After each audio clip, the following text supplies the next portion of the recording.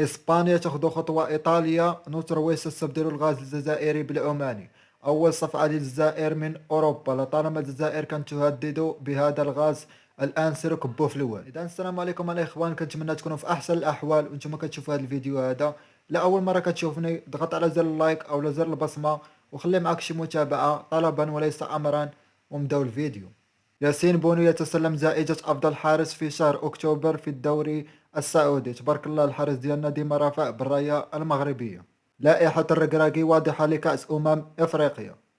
ثلاثة ما تستغني عنهم في المنتخب المغربي أعتقد، سفيان، رحيمي وناحي ومرابط. وجهة نظري الشخصية مع احترامي طبعا للكتيبة كاملة. التوفيق إن شاء الله لوليد الركراكي في بطولة أفريقيا. سفيان رحيمي يرجع في الدوري الإماراتي، وضروري أنه يكون من ضمن قائمة وليد الركراكي. يعني سفيان رحيمي ما في غنى عنه في أفريقيا، في كأس أفريقيا.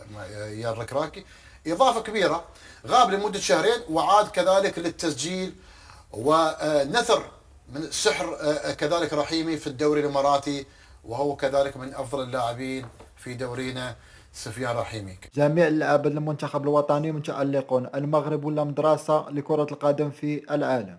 عندما يصل الكرغولي للإعلامية يكون السبب معروف، إما كارثة أخلاقية أو دينية. هنا يتعلق الأمر بكارثة دينية في سابق من نوعها، قمة الجزائر.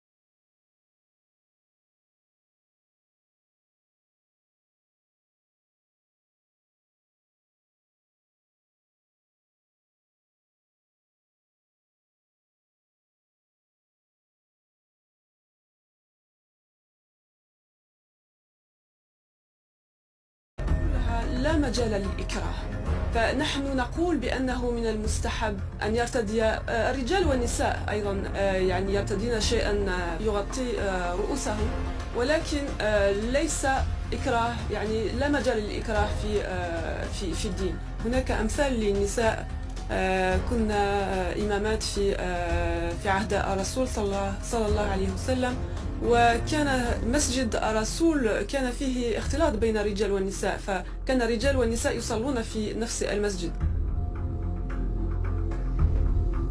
بيوت الدعارة الإسلام ما قالوش. راه قال واحد الجزائري: لو كانت الجزائر دولة سياحية لتفوقت على الهند من حيث عدد السكان.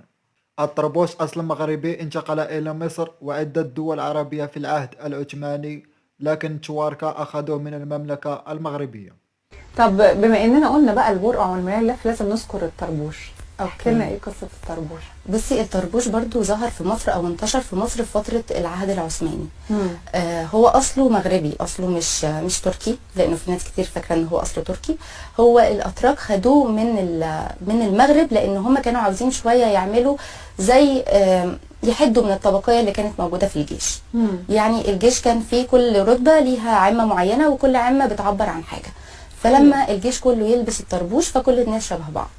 ومن هنا بدأت الدولة العثمانية ان هي تعممه على الدولة كلها. وطبعا بما ان مصر كانت في فترة طويلة تحت حكم الدولة العثمانية، فانتشر في مصر وانتشر كمان في الدول العربية تانية. شوفوا الإخوة المصريين كيهضروا على التاريخ ماشي بحال الإعلام. زربت الجزائر داو كلشي من المغرب، ما خلاو حتى شي حاجة. داو القفطان، داو الطاجين، داو الطنجية، أي حاجة تتعلق بالتراث المغربي داوها. خوا ما بيناتنا عداوة. الدكتور أحمد نور الدين محلل سياسي قال تعالى: فمن اعتدى عليكم اعتدوا عليه.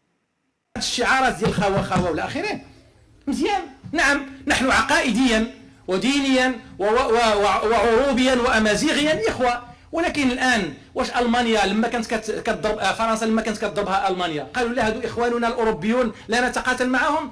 قاموا بالحرب، لان من اعتدى عليكم فاعتدوا عليه بمثل ما اعتدى عليكم. هذا قانون الهي وقانون الشرائع الدوليه. الحق الرد مكفول في القانون الدولي. نحن نتعرض لحرب حقيقية منذ 50 سنة فيها طرد 45,000 عائلة مغربية شردوا وانتزعت منهم ممتلكاتهم 45,000 عائلة، تقريبا ما يوازي 300 حتى 400,000 نسمة مغربية، فيهم أطفال ونساء وشيوخ. طردتهم الجزائر سنة 1975 بماذا؟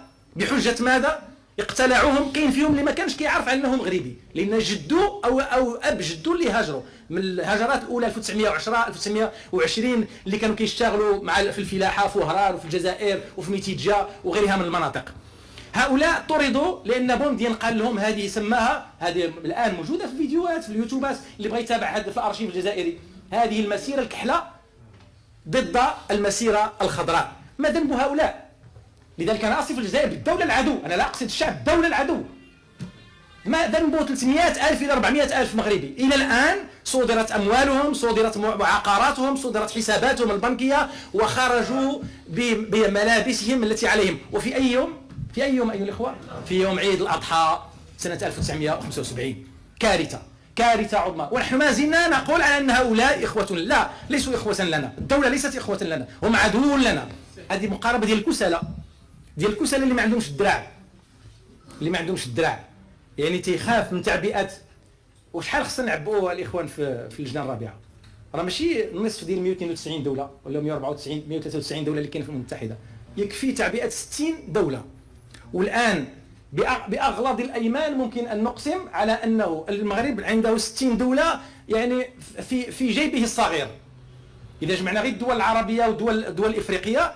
والجزائر لا يمكن ان تجمع. والدليل اللي كيتابع فيكم مباشره على القناه ديال اللجنه الرابعه، كل سنه الان جلسات الامم المتحده ومجلس الامن تبث مباشره. اللي كيتابع الان الذين يصوتون مع الجزائر لا يتجاوزون في احسن الحالات 15 دوله. كيبقاو يبردوا فينا بخوا هما راه ما كرهوش المغرب ما يكونش. مؤخرا الاصابه ديال اشرف حكيمي خرجوا تيتشفاو تيقول لكم هو مشى لهم اشرف حكيمي راه ما يدوش كاس افريقيا، راهم ما يلعبوش، شعبك لاجئ في بلاده.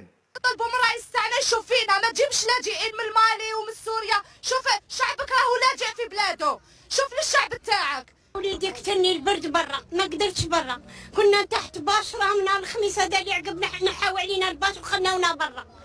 رانا طالبين من دولتنا يقلبوا يلقاو عندنا سكنه، رانا طالبين يديروا لنا ليمينوت ويدونا.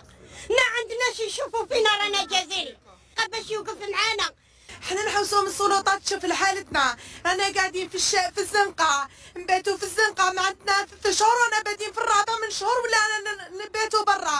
روحوا شوفوا لحالتنا، قولوا للسلطات شوف لحالتنا، يشوفونا في الليل كيفاش البيت ندا يصب علينا، كيفاش رانا نباتوا في الشارع، وين نشوفوا لحقنا. شوفوا هذا البيبي يقعد برا. النهار اللي جاي راح له حي الرملي قال لك خصصنا 1800 لهذو المقصيين. حنا معليش ما درناش الفوضى، سنينا 1800 قال لك خصصناهم في سيدي حماد لصحاب حي الرملي المقصيين. وراهم 1800 ما داوش يا ربي. لو كان 100 بداوها سكنوها وحنا هاوليك. قال لك مستفادين، ها من النيجاتيف تاعنا بلي ما مستفادين حتى حاجه. نطلبوا من الرئيس تاعنا يشوف فينا، ما تجيبش لاجئين من المالي ومن سوريا. شوف شعبك راهو لاجئ في بلاده، شوف للشعب تاعك. بالزنقه في الطريق مريين قالوا ما عندكمش حق، اذا عندنا حق يعطونا، واذا ما عندناش حق في الدوله هذه يحاوزونا كاس بلاد نروحوا ونعيشوا. شوفوا الاخوان، دولة الغاز والبترول الشعب ديالها كيعيش على الطوابير، كيخسروا الاموال على البوليزاريو وعلى الاعلام، والشعب ديالها يموت ولا يعيش وما مسوقينش. ذكرى شاهد لقلا، قصة واقعية في الجزائر. في سنة 1961 بالليل جا طويل القايمة، كان في العش نتاعو في ثكنة عائلية، يشوف هذاك الإعلام بالبلون روج، ينزل عليه يقطعوه ويطفيه وعشه ويلطخوا. جنود تحينوه وأطلقوا عليه الرصاص فكسروا رجله وكسروا. بقى يحوس في الثكنة. وأخبرني أحد المعاونين مع الجيش الفرنسي في ذلك الوقت بعد توقيع الكتاب، وكان في الحقيقة مناضلا لثورة مدسوس في صفوف الرصاص، قال يا فلان والله أنا شاهد بأنهم عقدوا مجلسا عسكريا وحكموا عليه بالسجن المؤبد. وكان للحظ أنني صورته هو عايب في وقته بعد مباشرة بعد توقيف القتال، وكان يمشي على رجل واحدة. حكمناه وداويناه ولا طار العش نتاعو وبدا يعرش علينا من فوق. هذا الصورة نتاعو موجودة عندي. على كل حال يمكن نعتها لكم فيما بعد. أنا صورته بنفسي لأن الدار هذيك سكناها احنا مباشرة بعد توقيف القتال، لقيته يحرص. شوفوا اللي حاكمين في زربة الجزائر الحماق، الشعب هربلو كلشي هربلو. وزير الصحة ديال بوليزاريو ينافس وزير الصحة ديال المغرب.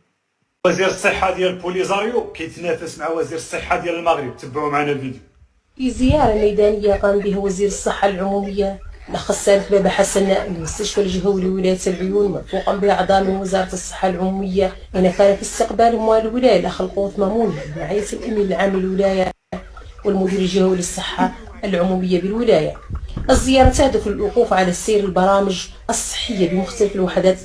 لا كيبان لي غنضرب مو بواحد. لا لا لا لا لا غندير مو الحياة ديالو وغيعرف البيضاوي.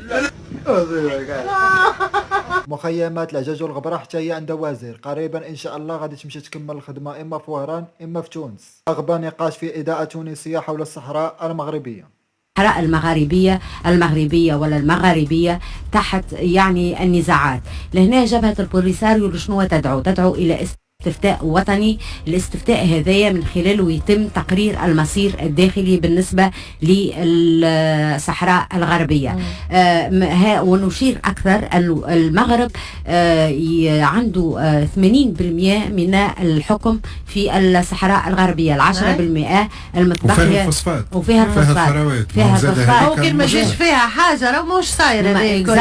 اكزاكتومون وفيها واحد نهر الذهب، يعني حتى الذهب موجود فيها، يعني فما العديد من المعادن وفما العديد. تاريخيا هي مش تابعة المغرب؟ لا هي على الخريطة على الخريطة ما كانتش تابعة المغرب. تاريخيا ما عندهمش اجلوميراسيون خاطر هما قبائل وكانوا البلايص اللي فيهم بني وهما البلايص اللي يرتاحوا فيهم العباد المسافرين الرحالة والقوافل. فهمت؟ لو كانوا قبائل والقبائل هذيك كانت كيفاش فما طرف ارض هكاكا وحدها مصيبة ما يتابعة. ما كانتش تابعة قبل. كانت المغرب محتلتها بلاد وجنوب الصحراء محتلتها بلاد اخرى.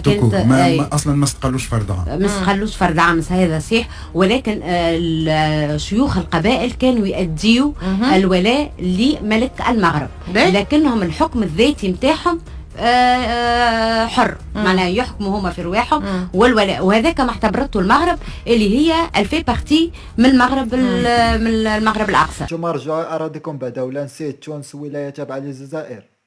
هادشي اللي كاين الاخوان، ولا ما خبيت عليكم شي حاجه، وكنتمنى لنا الاعجاب ديالكم ونتلاقاو فيديو جديد وتهلاو.